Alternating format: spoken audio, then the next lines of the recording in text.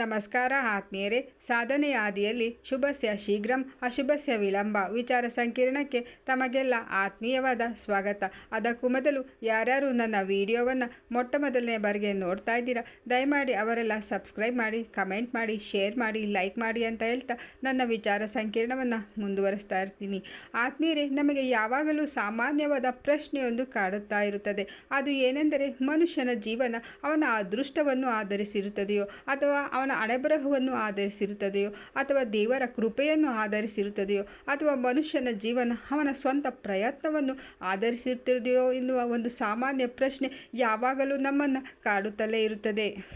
ಆತ್ಮೀಯರೇ, ಸಾಮಾನ್ಯವಾಗಿ ನಾವು ನಮ್ಮಲ್ಲಿ ಎರಡು ವರ್ಗಗಳನ್ನು ಕಾಣುತ್ತೇವೆ. ಅದರಲ್ಲಿ ಮೊದಲನೇ ವರ್ಗ ಮಹಾನ್ ಸಾಧಕರಾಗಿರುತ್ತಾರೆ, ಮಹಾನ್ ತತ್ವಜ್ಞಾನಿಗಳಾಗಿರುತ್ತಾರೆ ಹಾಗೂ ಮಹಾನ್ ವಿಜ್ಞಾನಿಗಳಾಗಿರುತ್ತಾರೆ. ಕೆಲವರು ಮಹಾನ್ ಉದ್ಯಮಿಗಳಾಗಿರುತ್ತಾರೆ. ಆದರೆ ನಾವು ಮತ್ತೊಂದು ವರ್ಗವನ್ನು ಕೂಡ ನೋಡುತ್ತೇವೆ. ಆ ವರ್ಗ ಯಾವುದೆಂದರೆ, ಯಾವಾಗಲೂ ಸಾಮಾನ್ಯ ವರ್ಗದಲ್ಲಿಯೇ ಹುಟ್ಟಿ ಸಾಮಾನ್ಯ ವರ್ಗದಲ್ಲಿಯೇ ಬೆಳೆದು ಸಾಮಾನ್ಯ ಜೀವನವನ್ನೇ ನಡೆಸಿ ಸಾಮಾನ್ಯದವರಾಗಿ ಸತ್ತು ಹೋಗುತ್ತಾರೆ. ಆತ್ಮೀಯರೇ, ಭಗವಂತನು ಎಲ್ಲರಿಗೂ ಒಂದೇ ರೀತಿಯಾದ ಬುದ್ಧಿಶಕ್ತಿಯನ್ನು, ಒಂದೇ ರೀತಿಯಾದ ಆತ್ಮಶಕ್ತಿಯನ್ನು ಕೊಟ್ಟಿರುತ್ತಾನೆ. ಆದರೆ ಏಕೆ ಕೆಲವರು ಮಾತ್ರ ಸಾಧಕರಾಗುತ್ತಾರೆ, ಕೆಲವರು ಮಾತ್ರ ಮಹಾನ್ ವ್ಯಕ್ತಿಗಳಾಗುತ್ತಾರೆ, ಕೆಲವರು ಮಾತ್ರ ಮಹಾನ್ ಉದ್ಯಮಿಗಳಾಗುತ್ತಾರೆ, ಆದರೂ ಏಕೆ ಕೆಲವರು ಮಾತ್ರ ಸಾಮಾನ್ಯರಾಗಿಯೇ ಉಳಿದು ಬಿಡುತ್ತಾರೆ? ಆತ್ಮೀಯರೇ, ಮಹಾನ್ ಸಾಧಕರೆಲ್ಲ ಯಾವಾಗಲೂ ಕೂಡ ಮಹಾ ಕನಸುಗಳನ್ನು ಕಾಣುತ್ತಿರುತ್ತಾರೆ. ಅಂದರೆ ಅವರು ನಾನು ಒಬ್ಬ ದೊಡ್ಡ ವಿಜ್ಞಾನಿಯಾಗಬೇಕು, ಒಬ್ಬ ದೊಡ್ಡ ತತ್ವಜ್ಞಾನಿಯಾಗಬೇಕು, ಒಬ್ಬ ದೊಡ್ಡ ಸಾಧಕನಾಗಬೇಕು ಮತ್ತು ಒಂದು ದೊಡ್ಡ ಉದ್ಯಮಿಯಾಗಬೇಕು ಮತ್ತು ಒಬ್ಬ ದೊಡ್ಡ ವೈದ್ಯನಾಗಬೇಕು ಎಂದು ಸಾಧಕರೆಲ್ಲರೂ ಕೂಡ ಹಗಲಿರುಳು ಒಂದೇ ಕನಸನ್ನು ಕಾಣುತ್ತಿರುತ್ತಾರೆ. ಅವರು ತನ್ನ ತನು ಮನ ಧನವನ್ನೆಲ್ಲ ಆ ಒಂದು ಕನಸನ್ನು ನನಸು ಮಾಡಿಕೊಳ್ಳುವುದಕ್ಕಾಗಿಯೇ ಪ್ರಯೋಗಿಸುತ್ತಿರುತ್ತಾರೆ. ಅಂಥವರು ಯಾವಾಗಲೂ ತನ್ನ ಕನಸಿನ ಬಗ್ಗೆಯೇ ಯೋಚನೆ ಮಾಡುತ್ತಿರುತ್ತಾರೆ. ಆತ್ಮೀಯರೇ, ಮಹಾನ್ ಸಾಧಕರೆಲ್ಲರೂ ಯಾವಾಗಲೂ ಒಳ್ಳೆಯ ಆಲೋಚನೆಗಳನ್ನೇ ಮಾಡುತ್ತಿರುತ್ತಾರೆ. ಅವರಿಗೆ ನಾನು ಏನಾದರೂ ಒಂದು ಸಾಧನೆಯನ್ನು ಮಾಡಲೇಬೇಕು ಎನ್ನುವ ಅಪಾರವಾದ ಛಲವಿರುತ್ತದೆ ಮತ್ತು ಅಪಾರವಾದ ಆತ್ಮವಿಶ್ವಾಸವಿರುತ್ತದೆ ಮತ್ತು ನಾನು ನನ್ನ ಸಾಧನೆಯನ್ನು ಮಾಡಿ ಮುಗಿಸಿಯೇ ತೀರುತ್ತೇನೆ ಎನ್ನುವ ಅಗಾಧವಾದ ಆತ್ಮಶಕ್ತಿಯನ್ನು ಕೂಡ ಹೊಂದಿರುತ್ತಾರೆ. ಆತ್ಮೀಯರೇ, ಈ ವಿಚಾರದಲ್ಲಿ ಶುಭಸ್ಯ ಶೀಘ್ರಂ ಎನ್ನುವ ಒಂದು ವಿಚಾರ ಪ್ರಮುಖವಾದ ಪಾತ್ರವನ್ನು ವಹಿಸುತ್ತದೆ. ಅಂದರೆ ಕೇವಲ ಕನಸನ್ನು ಕಾಣುತ್ತಾ ಕುಳಿತುಕೊಂಡವನು ಏನನ್ನೂ ಮಾಡುವುದಿಲ್ಲ. ಒಳ್ಳೆಯ ಆಲೋಚನೆಗಳನ್ನು ತತ್ಕ್ಷಣವೇ ಕಾರ್ಯರೂಪಕ್ಕೆ ತರಲು ಪ್ರಯತ್ನ ಮಾಡಬೇಕಾಗುತ್ತದೆ. ಅಂದರೆ ಶುಭಸ್ಯ ಶೀಘ್ರಂ. ಒಳ್ಳೆಯ ಆಲೋಚನೆಗಳನ್ನು ನಾವು ಯಾವಾಗಲೂ ಅತ್ಯಂತ ಬೇಗನೆ ಪ್ರಾರಂಭಿಸಬೇಕಾಗುತ್ತದೆ. ಅಂದರೆ ನಾವು ಎಷ್ಟು ಬೇಗನೆ ನಮ್ಮ ಕನಸನ್ನು ನನಸು ಮಾಡಿಕೊಳ್ಳಲು ಪ್ರಾರಂಭಿಸುತ್ತೇವೆಯೋ ಅಷ್ಟು ಬೇಗ ನಾವು ಯಶಸ್ಸನ್ನು ಕಾಣುತ್ತೇವೆ.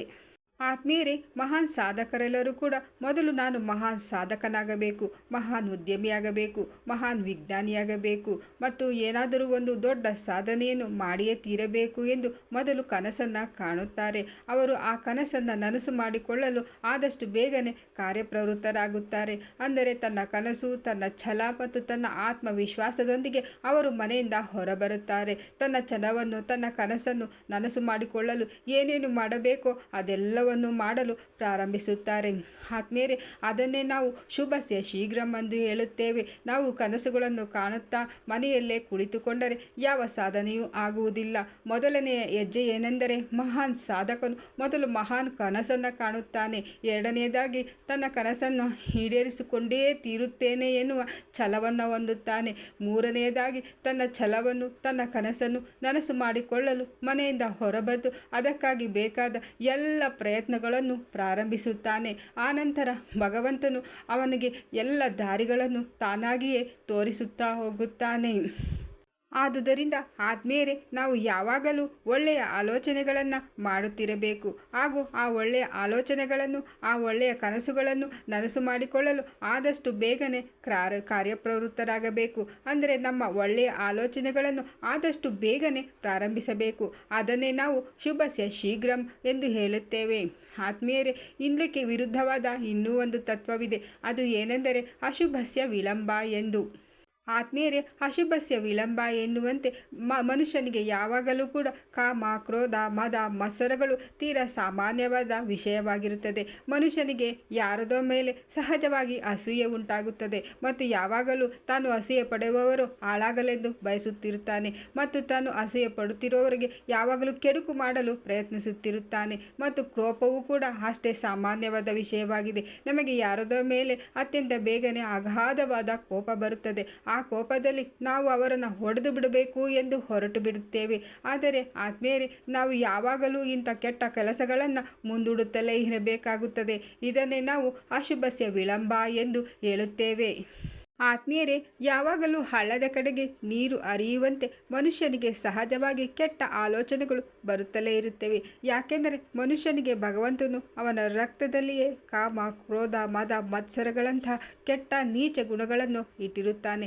ಎಲ್ಲ ಮನುಷ್ಯನಲ್ಲಿಯೂ ಕೂಡ ಅಸೂಯೆ ಇರುತ್ತದೆ. ಎಲ್ಲ ಮನುಷ್ಯನಲ್ಲಿಯೂ ಕಾಮ, ಕ್ರೋಧಗಳಿರುತ್ತವೆ. ಆದರೆ ಮನುಷ್ಯನು ಇವುಗಳ ಕೈಯಲ್ಲಿ ತನ್ನ ಬುದ್ಧಿಯನ್ನು ಕೊಡಬಾರದು. ಯಾವಾಗಲೂ ತನಗೆ ಯಾವುದಾದರೂ ಕೆಟ್ಟ ಆಲೋಚನೆ ಬಂದಾಗ ಅದನ್ನು ಅವನು ತಡೆ ಹಿಡಿದುಕೊಳ್ಳಲೇಬೇಕಾಗುತ್ತದೆ. ಅಂತಹ ಕೆಟ್ಟ ಆಲೋಚನೆಗಳನ್ನು ಮುಂದೂಡುತ್ತಲೇ ಇರಬೇಕಾಗುತ್ತದೆ. ಆತ್ಮೀಯರೇ, ಕೆಟ್ಟ ಕೆಲಸವನ್ನು, ಕೆಟ್ಟ ಆಲೋಚನೆಗಳನ್ನು ಮಾಡಿದವನು ಜೀವನದಲ್ಲಿ ಎಂದಿಗೂ ಉದ್ಧಾರವಾಗುವುದಿಲ್ಲ ಮತ್ತು ಅಂಥವರು ಉದ್ಧಾರವಾದ ಯಾವುದೇ ಉದಾಹರಣೆಗಳಿಲ್ಲ.